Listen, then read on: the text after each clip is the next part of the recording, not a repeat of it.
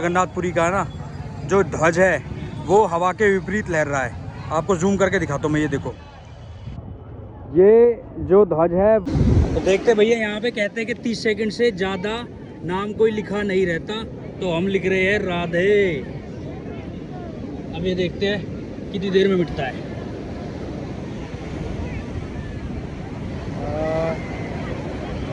मिट गया।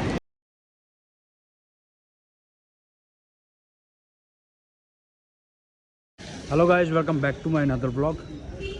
जैसे कि आपने पिछले वाले ब्लॉग में देखा था कि मैं दिल्ली से उड़ीसा यानी कि भुवनेश्वर कैसे पहुंचा, भुवनेश्वर से फिर पूरी ट्रैवल करके बस से और फिर टैक्सी ऑटो से, और अब फाइनली मैं नहा धो के तैयार हो चुका हूँ। और इसी गली में मैंने रूम लिया था, जो आप गली देख रहे हो। ज़्यादा कॉस्टली नहीं था, 500 रुपये था, लेकिन रूम की फैसिलिटी इतनी अच्छी नहीं थी। अगर आप रथ यात्रा के समय आते हो तो आपको बहुत कॉस्टली मिलेगा। और अब यहाँ से मंदिर की दूरी सिर्फ 500-600 मीटर है, और मंदिर में जाएंगे, दर्शन कराएंगे श्री जगन्नाथ भगवान के, और फिर चलेंगे बीच घूमने। जय हो जगन्नाथ, जय जगन्नाथ। ये जो देख रहे हो ना आप, ये जगन्नाथपुरी के जस्ट पीछे वाली मार्केट है। वो रहे मार्केट के जो हॉल वॉल वगैरह ना बड़े बड़े, ये छोटी मार्केट है, और वो आगे बड़ी मार्केट है, और वो है मंदिर जहाँ पे आपको सीधी चोटी दिख रही है ना। मैं दिखाऊँ जूम करके, ये अभी चल रहे वहीं देखेंगे सब कुछ।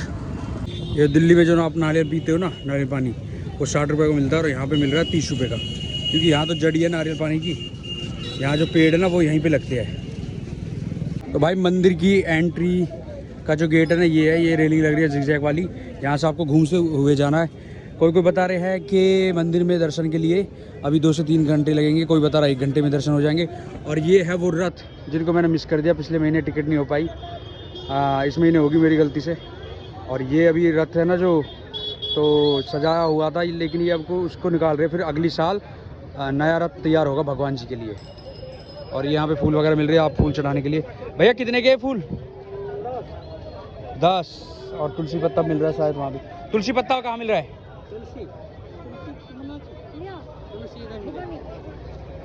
तो यहाँ पे तुलसी पत्ता, फूल और नारियल सब दे रही है आंटी जी। कितने का आंटी?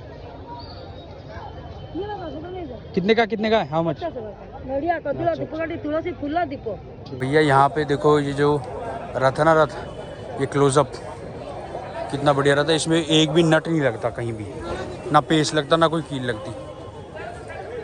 और यहाँ पे मोबाइल रखने के लिए मना कर दिया, इसलिए मैं लाइन से दोबारा हट के जा रहा हूँ लॉकर में जमा कराने के लिए।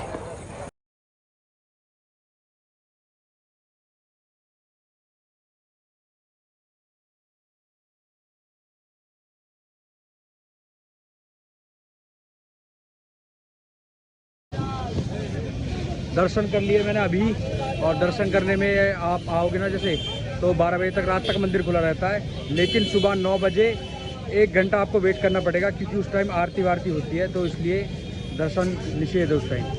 और अब 18 तारीख से पुरुषोत्तम मास है। कहते हैं इस पुरुषोत्तम मास में जितना भी जो कोई जप करता है, कोई दर्शन करता है तीर्थ स्थान पे, उसको करोड़ों गुना फल मिलता है। वैसे तो मिलता ही है, अगर आप इस महीने से अलावा जिसमें करोगे जो जितना फल मिलेगा वो मिलेगा, लेकिन इसमें डबल चौबल पता नहीं कितना करोड़ों फल बता रहे हैं। ठीक है, तो इस महीने की अलग ही महिमा है। और अगर आप दर्शन का करोगे ना इसका जगन्नाथपुरी में, तो एक तो भगवान श्री कृष्ण की मूर्ति है जो काले से रंग की है और बड़ी बड़ी आंखों से, और दूसरी जो बीच में है वो है सुभद्रा जी जो कान्हा जी की बहन है, और तीसरी मूर्ति है वो है बलदेव जी की जो बलराम है। तो तीनों मूर्तियों के एक साथ दर्शन होते हैं यहाँ पे।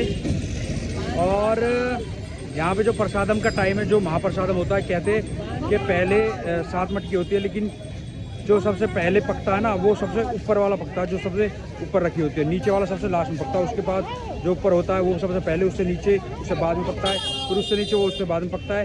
तो ये भी अलग ही चमत्कार है भगवान जी का।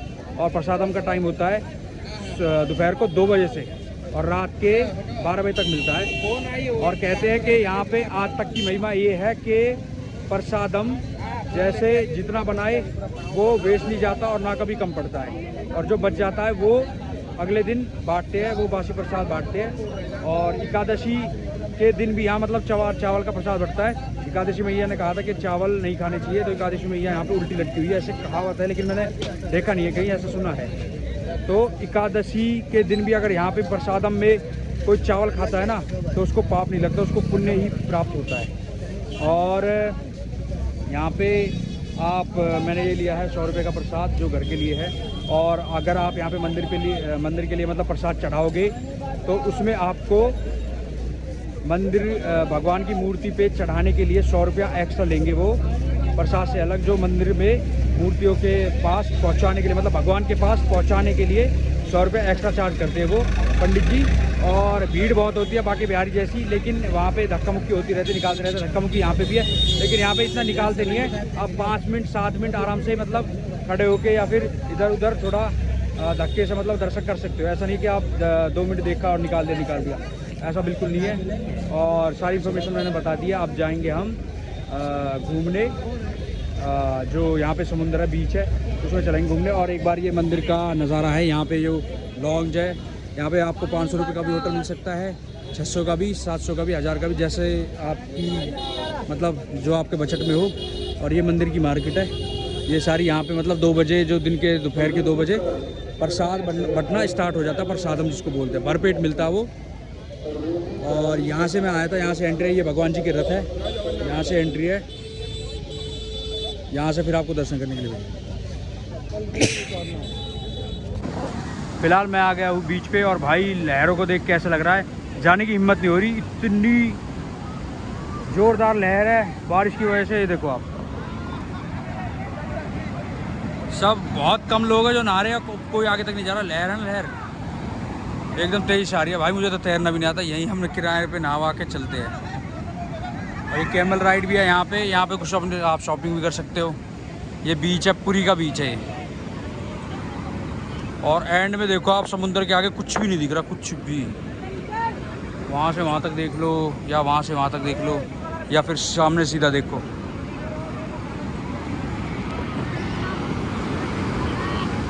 तो देखते भैया, यहाँ पे कहते हैं कि 30 सेकंड से ज़्यादा नाम कोई लिखा नहीं रहता, तो हम लिख रहे हैं राधे। अब ये देखते हैं कितनी देर में मिटता है।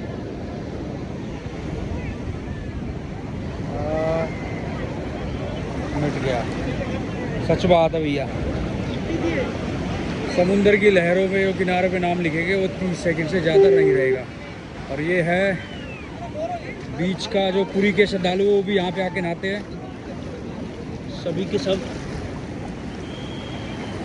और ज़्यादा गहराई में जाने से मना करते, सीटी वीटी बजा रहे हैं ना जो यहाँ के होमगार्ड वगैरह।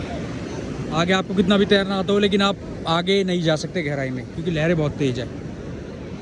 और मैं भी नहा चुका हूँ यहाँ पे। कैमल राइड भी है, शॉपिंग के लिए भी है, सब कुछ है।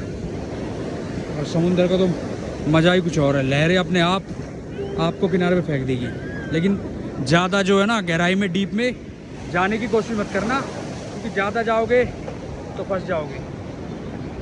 जय जगन्नाथ। अब मेरे पीछे लहरें आ रही है।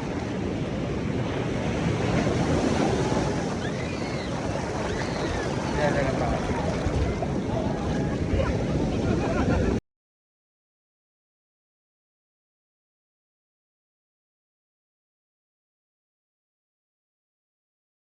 ये देखो भाई, एक चीज़ मैं भूल गया था कि जो जगन्नाथपुरी का है ना, जो ध्वज है वो हवा के विपरीत लहर रहा है। आपको जूम करके दिखाता हूँ मैं। ये देखो, ये जो ध्वज है वो इस टाइम इसकी जो पोजीशन है वो राइट में है बिल्कुल, और जो हवा का फ्लो है ना वो ऐसे है, ऐसे।